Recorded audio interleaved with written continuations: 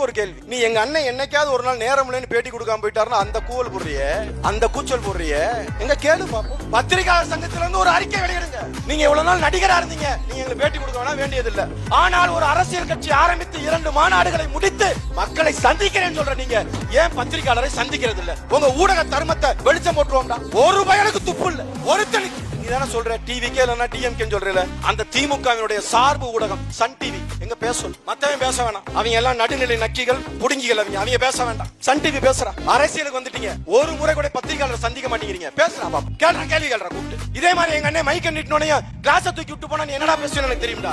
என்ன பேசுவீங்க தெரியும் எனக்கு. அப்ப என்ன ஆண்மை இல்லாத பத்திரிகையாளர்கள், ஊடகங்கள், பத்திரிகை ஆண்மை இல்ல உங்களுக்கு எல்லாம். ஒருத்தன் கட்சி ஆரம்பிச்சுன்னு சொல்லி 1 வருஷம் ஆகுது, 2 மாநாடு நடத்தி முடிச்சிட்டா, பத்திரிகையாளர் சந்திப்பு கேட்க வக்கில்ல. ஆனா எங்க அண்ணன் அப்படி இல்ல, பேட்டி முடிஞ்சதுக்கு அப்புறம் கேட்பாரு, வேற ஏதாவது கேள்வி இருக்கா, வேற ஏதாவது கேள்வி இருக்கா, வேற வேற அவங்கள பார்த்து அண்ணன் போயிட்டு வாங்கனே. அப்ப யார் வேணும்?